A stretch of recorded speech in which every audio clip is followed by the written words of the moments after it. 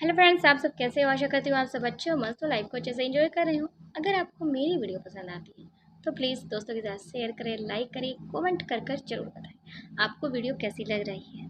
Please please आपके support की बहुत ज़रूरत है। प्लीज़ कमेंट सेक्शन में कमेंट करना मत भूलना और शेयर करना भी मत भूलना। जल्द मिलते हैं न्यू एपिसोड के साथ और बिना देरी करते हैं वीडियो को। हमने सुना कि उस तीसरा साइंटिस्ट जो अनिका को मिला था उसने अनिका को कुछ ऐसी बात कही जिससे कि अनिका के साथ साथ डिपार्टमेंट के लोगों की भी हैरानी 4 गुना बढ़ गई थी। अब आगे तीसरे साइंटिस्ट की वह आखिरी बात अब भी अनिका के कानों में गूंज रही थी। उसे तुम्हारे बारे में तुमसे ज्यादा पता है। कमरे में मौजूद हर शख्स अनिका के चेहरे को देख रहा था, लेकिन अनिका बिल्कुल शांत थी। इतनी शांत कि उसकी यह खामोशी बाकी सबको बेचैन करने के लिए काफी थी। सुहानी धीरे धीरे उसके पास आई। अनिका, तुम ठीक हो? अनिका ने साइंटिस्ट की तरफ देखा। उसकी सांसें अब भी असामान्य थी। शरीर में लगाए गए किसी अज्ञात सिस्टम की वजह से उसकी हालत बिगड़ चुकी थी। कोटिला ने उसके शरीर को स्कैन कर लिया था। मैडम, इसके शरीर में कोई माइक्रो डिवाइस है। मैं उसे हटाने की कोशिश कर रहा हूँ। अनिका ने तुरंत कहा, हटाना मत। कोटिले चौंक गया, लेकिन अगर एक्टिव हो गया तो? इसलिए अनिका की नजरें साइंटिस्ट पर टिकी। मैं जानती हूँ इसे एक्टिव कौन कर रहा है। कमरे में सन्नाटा छा गया। अर्जुन ने धीरे से कहा, मतलब आप जान बूझकर इसे एक्टिव होने देंगी? अनिका ने उसकी तरफ देखा। नहीं। फिर उसने साइंटिस्ट की गर्दन के पीछे की बहुत छोटा सा निशान देखा। मैं इसे एक्टिव होने से ठीक पहले पकड़ूंगी। वहीं कोटिले ने सिस्टम को एक अलग ही नेटवर्क में डाल दिया था, लेकिन इस बार अनिका ने उसे कोई बाहरी सिग्नल भेजने से मना कर दिया। हम सिर्फ सुनेंगे, कुछ भेजेंगे नहीं। कोटिले समझ गया। आप चाहती हैं उन्हें लगे कि साइंटिस्ट अब भी उनके कंट्रोल में है। अनिका के होठों पर हल्की सी मुस्कान आई। यस, बिल्कुल। उसने साइंटिस्ट के सामने पड़े मॉनिटर को देखा, और अगर वो इसे देखने की कोशिश करेगा, सुहानी ने बात पूरी की, तो उन्हें वही दिखाई देगा जो हम दिखाना चाहते हैं। अनिका ने सिर हिलाया। मास्टर को, माइंड को अब भी यही लगना चाहिए कि उसका जाल काम कर रहा है। उसे बिल्कुल पता नहीं चलना चाहिए कि अनिका अपनी पूरी टीम के साथ अंदर तक पहुंच गई है। यहाँ तक उस साइंटिस्ट को भी उनकी तरफ कर लिया है। वहीं कुछ मिनट बाद, जैसे ही कुछ मिनट बीती, वैज्ञानिक की हालत थोड़ी सी शिथिल हुई। उसने धीरे धीरे आंखें खोली। तुम अब भी यही हो? अनिका उसके करीब बैठ गई। जब तक मुझे मेरे सवालों के जवाब नहीं मिलेंगे। साइंटिस्ट ने कमरे को चारों तरफ से देखा और फिर कमजोर मुस्कान दी। तुम बिल्कुल अपनी माँ जैसी हो। अनिका अचानक रुक गई। कमरे में हवा जैसे थम गई। सुहानी ने तुरंत अनिका की तरफ देखा। आप स्वाति मैडम को जानते हो? साइंटिस्ट ने आंखें बंद कर ली। सिर्फ जानता नहीं था, उसके साथ काम किया है। अनिका की आवाज धीमी हो गई। कब? बहुत पहले। कहाँ? साइंटिस्ट ने जवाब देने से पहले चारों तरफ देखा। एक ऐसी जगह जिसका नाम तुम्हें अभी नहीं जानना चाहिए। अनिका ने उसकी आंखों में देखा और कहा, कौन सा? साइंटिस्ट कुछ सेकंड चुप रहा, फिर बोला, स्वाति, एक छोटा मिशन। अनिका की सांसें जैसे गले में ही अटक गई। वह रुक गई। और कौन? साइंटिस्ट ने उसकी तरफ देखा। एक ऐसा आदमी जिसे तुमने शायद अपनी जिंदगी में कभी दुश्मन समझा ही ना हो। अनिका की आंखें सिकुड़ गई। नाम? साइंटिस्ट ने सिर हिलाया। अभिनय। शायद नाम का मुझे नहीं पता, लेकिन वह तुम्हारे बारे में काफी बेहतर तरीके से जानता है। शायद इतना तुम भी नहीं जानती। फिर से वही बातें उस व्यक्ति ने अनिका के सामने रख दी। उसी समय कमरे की सारी स्क्रीनें एक साथ बंद हो गई। कौटिल्य ने घबरा कर कहा, मैडम क्या हुआ? हमारा नेटवर्क किसी से छुआ है? अनिका ने तुरंत पूछा। बाहर से नहीं, कौटिल्य ने की आवाज धीमी आई, अंदर से ही। सभी की नजरें साइंटिस्ट पर चली गई। वैज्ञानिक खुद घबरा गया। मैंने कुछ नहीं किया। अनिका ने उसकी तरफ देखा। मुझे पता है। फिर उसने कमरे के फर्श की तरफ देखा। वहाँ बहुत हल्की लाल रोशनी चमक रही थी। अनिका तुरंत नीचे बैठी, अपनी उंगलियां जमीन की बिल्कुल पास रखी। यहाँ कुछ है, भूमिका ने पूछा। क्या है? अनिका, हमारे नीचे दूसरा रास्ता है। ओ, क्या? अनिका ने फर्श पर 3 जगह हल्का सा दबाव डाला। टक। फिर फर्श का एक हिस्सा अंदर की तरफ धंस गया। नीचे अंधेरा था, लेकिन उस अंधेरे में ठंडी हवाएं ऊपर आ रही थी। अर्जुन सिंह के नीचे देखा, इतनी गहरी। कौटिल्य ने स्कैन किया। हाँ, शायद यहीं से बाकी के लोगों को कहीं और भेजा गया है, क्योंकि अनिका ने उनकी तरफ पहले ही कहा था। जहां से आए हैं वही उनका पहले का रास्ता था। उसे अलग कोई रास्ता नहीं है। उसे इस तरीके से बनाया गया है कि देखने वाला पजल हो जाए। लेकिन ये दूसरा रास्ता है, क्योंकि एक जगह के दो रास्ते जरूर होंगे और ये दूसरा रास्ता उन्हें मिल चुका था। नीचे एक और पूरा सेक्शन था। अनिका ने साइंटिस्ट की तरफ देखा। तुम्हें इसके बारे में कुछ पता है? उस साइंटिस्ट ने सिर झुका लिया। हाँ, तो पहले क्यों नहीं बताया? उसकी आंखों में डर आ गया, क्योंकि वह रुक गया। वहां बाकी 3 साइंटिस्ट में से एक है। सुहानी तुरंत आगे आई। क्या? हाँ, वो यही है। अनिका खड़ी हो गई। तो फिर नीचे चलते हैं। साइंटिस्ट ने उसका हाथ पकड़ लिया। नहीं। अनिका रुकी। क्यों? वह कांपती आवाज में बोला, क्योंकि तीसरा साइंटिस्ट तुम्हें बचाने की कोशिश करेगा, लेकिन चौथा साइंटिस्ट तुम्हें मारने की। कमरे में फिर खामोशी छा गई।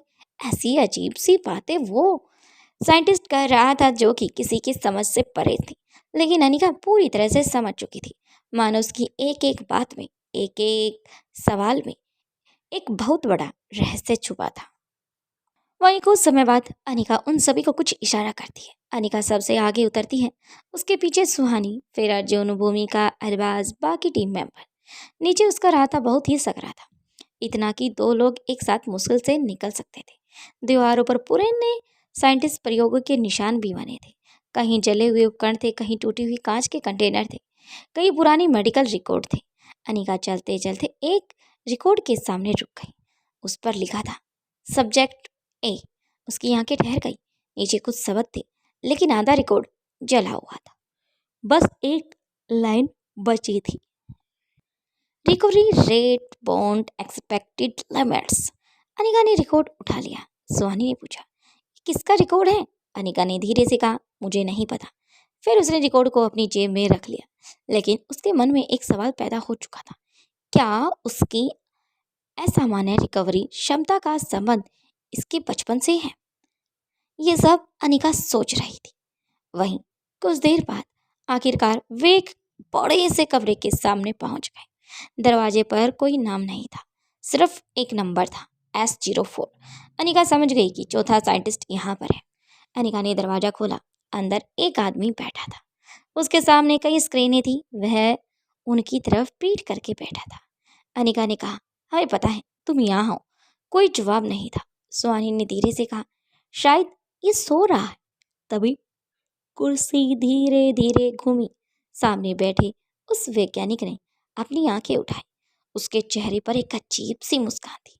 उसने अनिका को देखा, फिर कहा, आखिर तुम आ ही गई। अनिका ने तलवार निकालने की कोशिश की। फिर से उसे वही इल्यूजन आने लगा कि वह अपनी आइडेंटिटी को रिवील नहीं कर सकती। वह अब पूरी तरह से सतर्क हो गई थी, क्योंकि अनिका के हाथों में इतनी ताकत थी, वह इसे आराम से मौत की नींद सुला सकती थी। तुम मेरा इंतजार कर रही थी? साइंटिस्ट हंसा। नहीं, मैं तो उस लड़की का इंतजार कर रहा था। वह कुछ पल रुका जिसने तुमने रास्ते में पीछे छोड़ दिया है। सुहानी का चेहरा बदल गया। इसका मतलब क्या है? तभी उस वैज्ञानिक ने सामने लगी स्क्रीन ऑन कर दी। स्क्रीन पर हिडन क्वीन दिखाई दे रही थी। वही रास्ता, वही सुरंग, वही दिशा जिस पर से वे आगे बढ़कर आ रही थी। अनिका कुछ सेकंड तक स्क्रीन को देखती रही। वैसा दिखा रही थी कि ये कैसे हो सकता है, और ये लोग उसकी इस सब चालाकियों पर कैसे नजर रखे हुए था। फिर उसकी आंखों में एक खतरनाक चमक आई। तो उसने धीमे से कहा, तुम लोग आप भी उसे देख रहे हो? वैज्ञानिक मुस्कुराया। हाँ। अनिका ने अब अपनी नजरें उस व्यक्ति पर गड़ा ली और अपने हाथों की एक पोजीशन ले ली। सभी डिपार्टमेंट के लोग समझ गए थे कि शायद अनिका किसी भी तरीके से अटैक कर सकती। लेकिन तुम्हें एक बात नहीं पता? साइंटिस्ट ने पूछा। क्या? अनिका उसकी तरफ बढ़ी। जिसे तुम हिडन क्वीन समझ रहे हो, देख रहे हो, वह उसके बिल्कुल सामने जाकर रुकी। वह तुम्हें नहीं पता कि किसके आदेश पर चल रही है।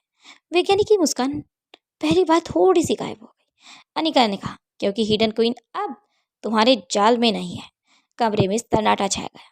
वह सिर्फ और सिर्फ एक इल्यूजन है, एक ट्रैप है जैसे तुमने बिछाया था, क्योंकि हिडन क्वीन कोई आम लड़की नहीं है जो तुम्हारे फेंके ताश के पत्तों को उठाती हुई तुम्हारे पास आ जाएगी।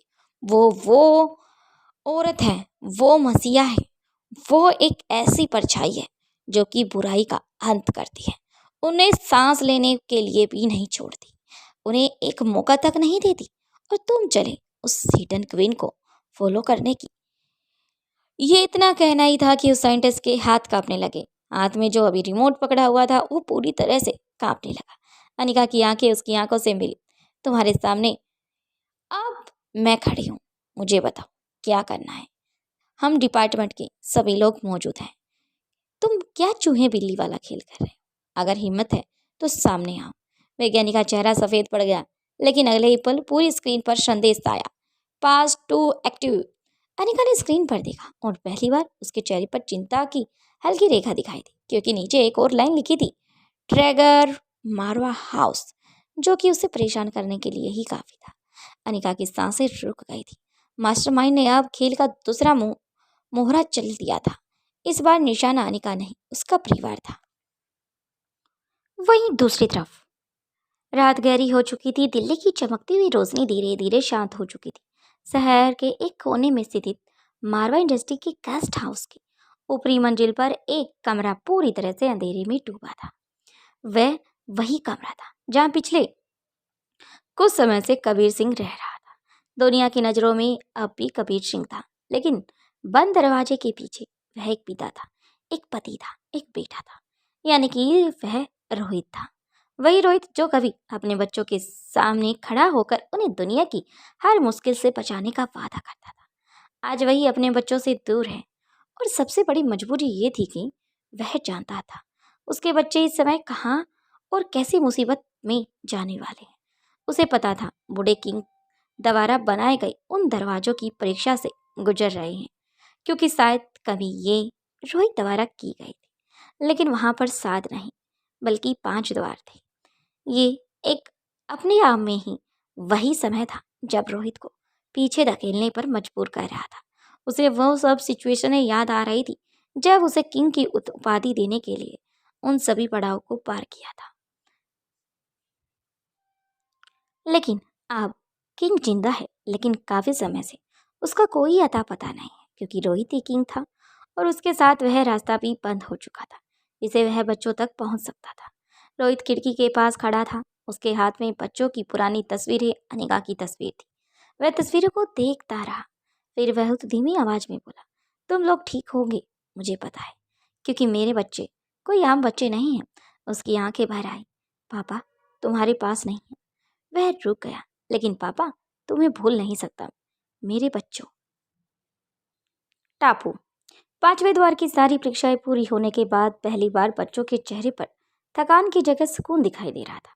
कई दिनों से गुफा में भूल भुलैया में भटकने के कारण उनके कपड़े जो फट चुके थे, चेहरे पर थकान थी, वो शरीर ने जो जवाब दे दिया था। उन सभी रहस्यमयी कमरे में उन्हें खाना मिला, नए कपड़े मिले, आराम करने को मिला, और सबसे बड़ी बात, कुछ देर के लिए उन्हें ऐसा लगा था जैसे अपनी माँ के पास हो। जॉन और का शरीर भी पूरी तरह से चार्ज हो चुका था। अलेक्जेंडर ने चार्जिंग सिस्टम हटा दिया था। उसकी तरफ देखा, अब बिल्कुल ठीक हूँ। अब्दुल मुस्कुराया, तो फिर रेडी?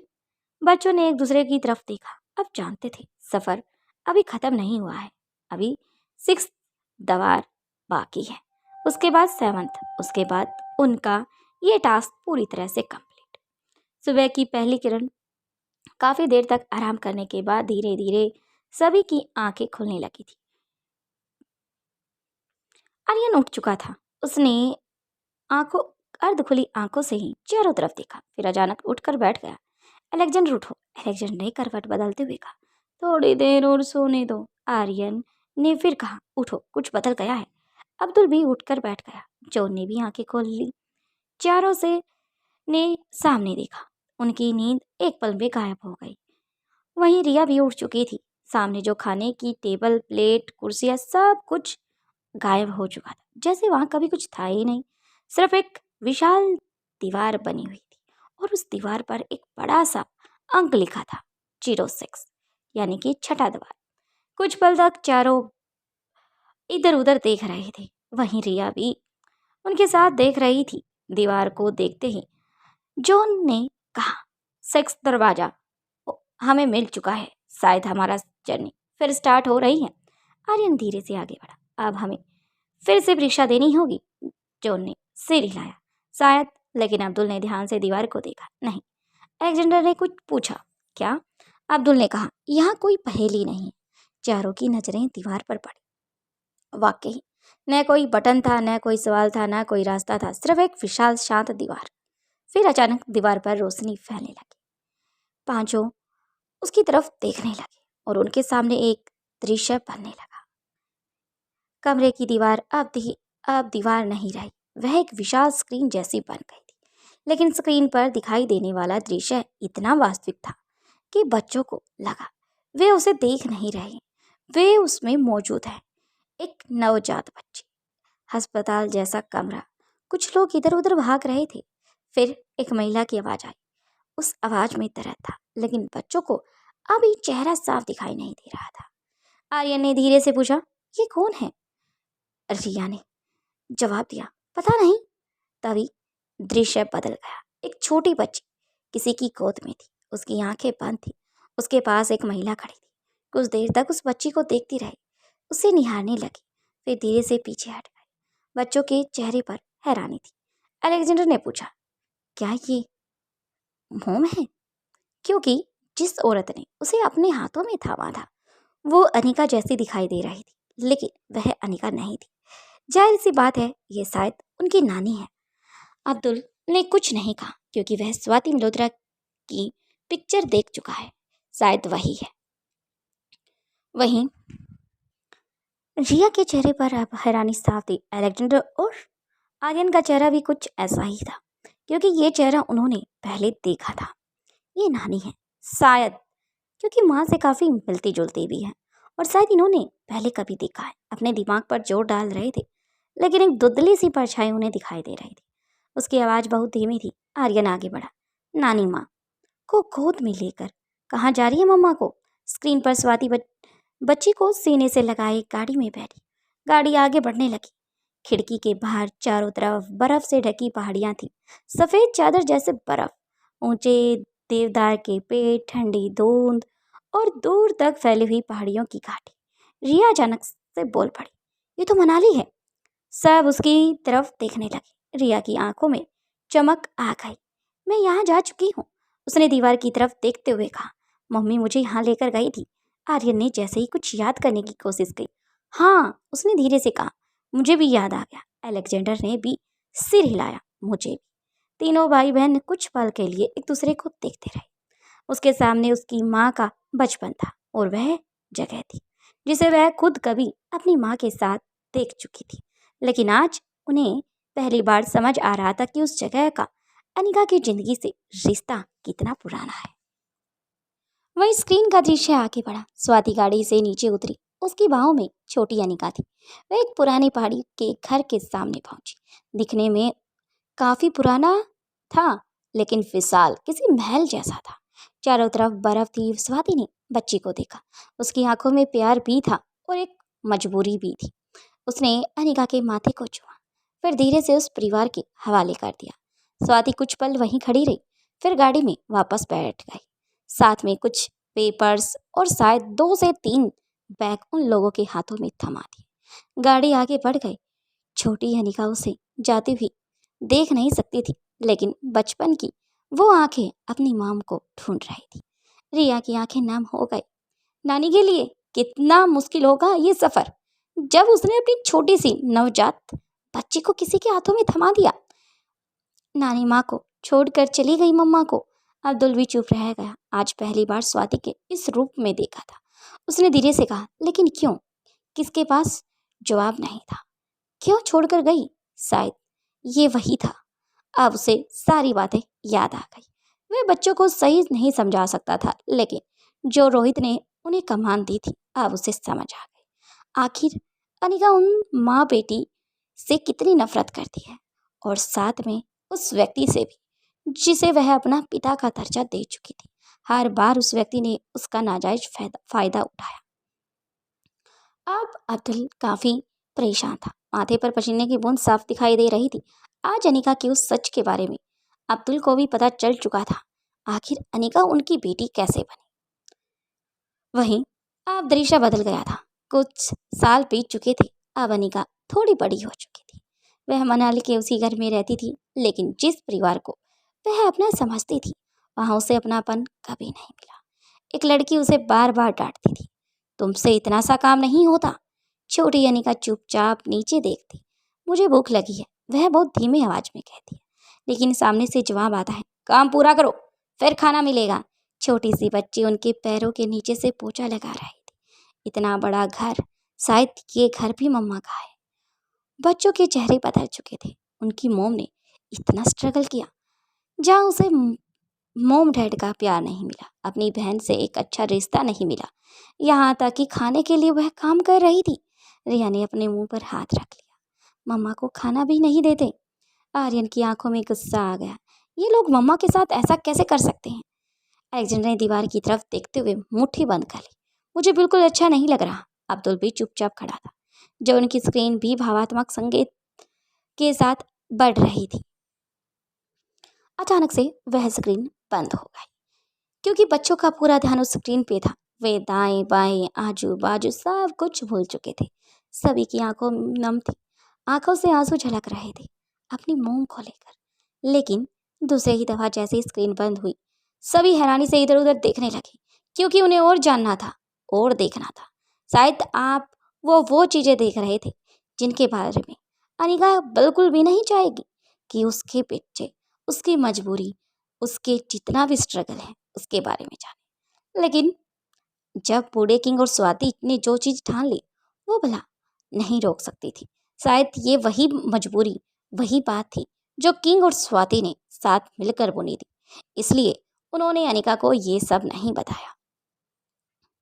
बच्चे हैरानी से इधर उधर देख रहे थे। तभी एक आवाज फिर से गूंजी, अगर तुम्हें आगे जानना है तो आगे अपनी मोम की उन कड़ियों तक पहुंचना होगा जो आगे रास्ते में तुम्हें मिलेगी। आप सभी इधर उधर देख रहे थे, एक दूसरे को ताक रहे थे। समझ गए थे कि अब छठे दरवाजा खुल चुका है। अंदर की तरफ बढ़े, चारों तरफ जंगल ही जंगल था। कुछ जहरीले कांटेदार पेड़ थे, तो कुछ ऐसे भी पेड़ थे जो कि जीवित चीजों को खा रहे थे।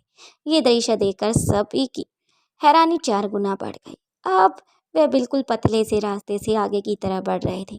कभी उनके सामने कोई नदी आ जाती, कभी उनके सामने कोई कीचड़ का रास्ता आ जाता, तो कभी बर्फ आ जाती। धीरे धीरे करके अब वो उन सभी को नज़रअंदाज करके आगे की तरफ बढ़ रहे थे।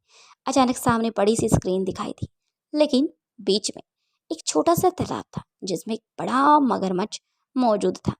पास में कुछ पेड़ भी लगे थे। ये दृश्य देखकर रिया ने अपने भाई अलेक्जेंडर का हाथ थाम लिया। अलेक्जेंडर रुको, सामने देखो, सामने क्या है। जैसे ही रिया ने अलेक्जेंडर का हाथ थामा, अलेक्जेंडर की नजरें भी सामने पड़ी। एक विशाल चमकती हुई स्क्रीन पर जा टिकी। वह स्क्रीन पेड़ों के बीच हवा में तैरती हुई दिखाई दे रही थी। उसका ध्यान उस पर था। अब अजीब अजीब चिन्ह चमक रहे थे। अलेक्जेंडर की आंखों में उत्सुकता आ चुकी थी। वह वहां तक पहुंचने के लिए कुछ भी कर सकता था, जिस वजह से उसने नीचे की तरफ भी नहीं देखा। अलेक्जेंडर ने पीछे मुड़कर पूछा, क्या हुआ रिया। रिया ने बिना कुछ बोले जमीन की तरफ कुछ इशारा किया। अलेक्जेंडर ने नीचे देखा। उन दोनों के बीच मुश्किल से 2 या 3 कदम की ही दूरी बची थी। छोटा सा पानी का तालाब था। ऊपर से देखने पर वह बिल्कुल सामान्य लग रहा था, लेकिन अगले ही पल छपाक आवाज आई। पानी के अंदर कुछ हिला। 2 पीली चमकती हुई आंखें पानी के उस सतह पर दिखाई दे रही थी। अब्दुल तुरंत पीछे हट गया। मगरमच्छ, जो उनकी रोबोटिक आंखें लाल चमकने लगी। चेतावनी, आगे का क्षेत्र सुरक्षित नहीं है, अनुमानित खतरा अत्यधिक है। वहीं आर्यन ने भी स्क्रीन की तरफ देखा। स्क्रीन पर अब भी लगातार कुछ चमक रहा था, मानो उन्हें कुछ संकेत दे रहा है या उन्हें अपने पास बुला रहा है। असली रास्ता यही है, उसने धीरे से कहा। अलेक्जेंडर ने मगरमच्छ को देखा, फिर स्क्रीन को, लेकिन वह तक जाए तो जाए कैसे। रिया ने उसका हाथ छोड़ा नहीं। जाना होगा, लेकिन सीधे नहीं। अलेक्जेंडर ने उसकी तरफ देखा।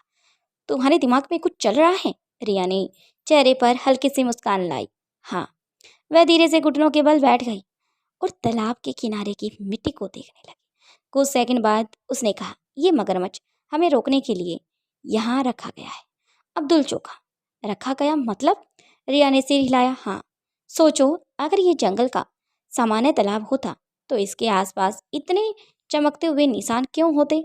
सभी ने ध्यान से जमीन की तरफ देखा। तालाब के चारों तरफ छोटे छोटे पत्थर लगे थे। उन पर वही चिन्ह बने थे जो स्क्रीन पर सामने दिखाई दे रहे थे। अलेक्जेंडर की आंखें चमक उठी। मतलब ये पूरा इलाका एक ट्रैप है? बिल्कुल, जिया ने कहा। शायद हमें अपनी मोम की चीजों को जानने के लिए, उन तक पहुंचने के लिए शायद कुछ पड़ावों को पार करना होगा। जो ने जमीन को स्कैन करना स्टार्ट कर दिया। विश्लेषण पूर्ण, उसने रोबोटिक आवाज में कहा। पानी के नीचे धातु जैसे संरचनाएं मौजूद हैं। अब्दुल ने हैरानी से पूछा, मतलब? रिया ने कहा, मतलब अगर हम पानी में उतरते हैं तो सिर्फ मगरमच्छ ही खतरा नहीं है। सब भी कुछ पल के लिए शांत हो गए। अलेक्जेंडर ने तालाब को गौर से देखा। मगरमच्छ अब भी बिल्कुल शांत था, इतना शांत कि जैसे उन्हें देख ही नहीं रहा हो। अलेक्जेंडर ने धीरे से कहा, ये कुछ ज्यादा ही शांत है। रिया ने तुरंत उसकी तरफ देखा। यही बात मुझे परेशान कर रही है भाई। अलेक्जेंडर ने चारों तरफ नजर दौड़ाई। फिर अचानक उसकी नजर कुछ दूरी पर पड़े सूखे पेड़ की एक लंबी शाखा पर पहुंच गई। उसने उसे उठाया। अगर मगरमच्छ हमें देख रहा है, उसने शाखा पानी के पास ले जाकर पानी की सतह पर हल्का सा छुआ। मगरमच्छ ने कोई प्रतिक्रिया नहीं दी। अलेक्जेंडर ने दूसरी तरफ पत्थर फेंका। छपाक। इस बार मगरमच्छ तेजी से उस दिशा में मुड़ा। रिया मुस्कुराई, समझ गई। अलेक्जेंडर ने सिर हिलाया। वो आवाज और हलचल को हमला करता है तो हम उसे वही उसी वक्त रखेंगे। अब्दुल ने पूछा, क्या? लेकिन हम स्क्रीन तक पहुंचेंगे कैसे? रिया ने चारों तरफ देखा। फिर उसकी नजर कुछ पतली बेलों पर पड़ी। इन बेलों से अब्दुल ने आश्चर्य से पूछा, क्या करने वाली हो रिया? वहीं आर्यन का ध्यान भी अपनी बहन की नजर को फॉलो करते हुए उसी डायरेक्शन में पहुंच गया। आर्यन ने जवाब देने की बजाय अलेक्जेंडर को देखा। अलेक्जेंडर भी समझ गया, तुम मेरे साथ हो। अलेक्जेंडर मुस्कुरा दिया। हमेशा। तीनों बहन भाई उस दिशा में देखने लगे। जल्दी जल्दी बेले इकट्ठी करनी शुरू करो। वहीं अब्दुल और जॉन भी उसी काम में लग गए। आर्यन को अब उनकी योजना समझ आने लग गई थी। तुम लोग पुल बनाओगे? रिया ने सिर हिलाया। पूरा पुल नहीं, मगरमच्छ को लगेगा कि हम एक तरफा हैं जबकि हम दूसरी तरफ से निकलेंगे। जो ने अपनी रोबोटिक भुजा आगे बढ़ाई और कुछ मजबूत बेलों को पकड़कर एक साथ जोड़ दिया। कुछ ही मिनटों में बच्चों ने एक लंबी बेल तैयार कर दी। अलेक्जेंडर ने एक छोटा सा पत्थर उसमें बांधा। फिर उसने उसे तालाब के दूसरे छोर पर फेंक दिया। ठोक!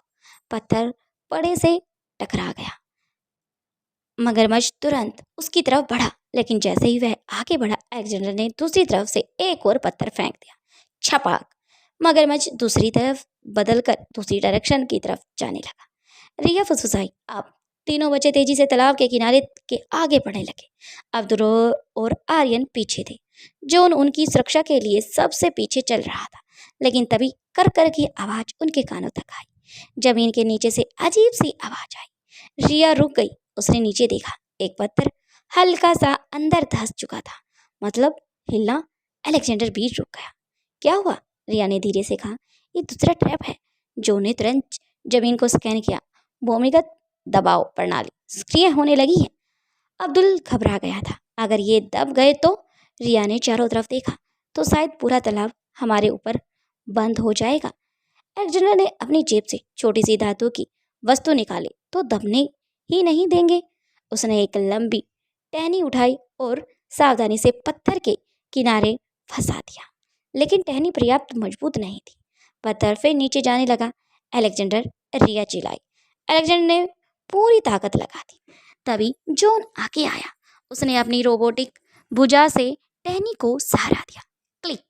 दबाव रुक चुका था। रिया ने राहत की सांस ली। अब धीरे से पीछे हटो। सभी पीछे हटने लगे। तभी धड़ाम! तालाब के किनारे की जमीन का एक बड़ा सा हिस्सा अचानक नीचे धंस गया। मगरमच्छ चौंक कर पानी के गायब हो गया। कुछ सेकंड तक सब बिल्कुल शांत रहे। अलेक्जेंडर ने स्क्रीन की तरफ देखा। हमें जल्दी करना होगा। लेकिन इस बार रिया ने उसे रोका नहीं। उसने बस कहा, साथ साथ। आप सभी आगे बढ़ चुके थे। कुछ ही दूरी पर स्क्रीन पर आप बिल्कुल सामने थी। जैसे ही उनके करीब पहुंचने लगे, स्क्रीन पर बने चिन्ह तेजी से बदलने लगे। अचानक स्क्रीन पर एक लाइन दिखाई दी। बुद्धि से पार करने वाले ही अगले द्वार तक योग्य होते हैं, और तुमने पार कर दिया है। आगे की तरफ रास्ता साफ है। आप सभी आगे पहुंच चुके थे। जैसे ही वह उस तालाब से बाहर निकले, अचानक से उनकी बॉडी पर जो मिट्टी और पानी की बूंदें थी, अचानक से पूरी तरह से गायब हो चुकी थी।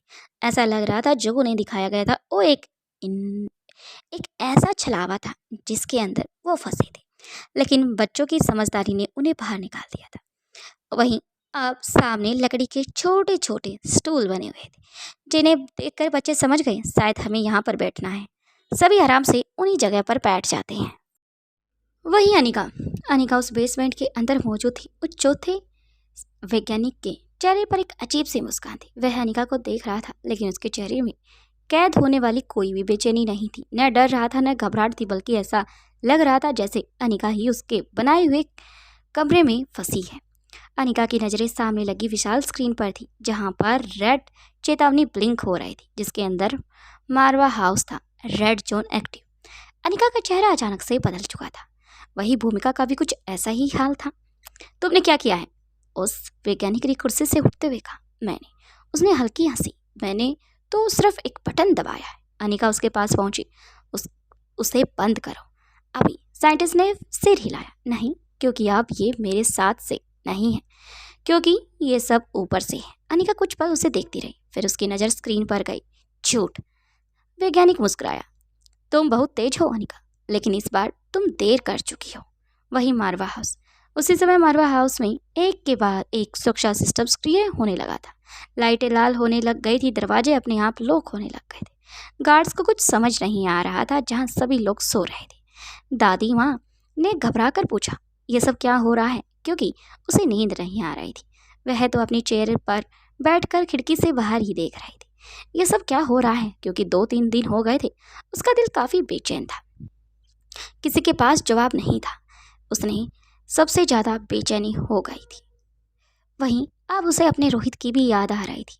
अनिका क्या करेगी? कहीं कोई खतरा तो नहीं है मारवा हाउस पर?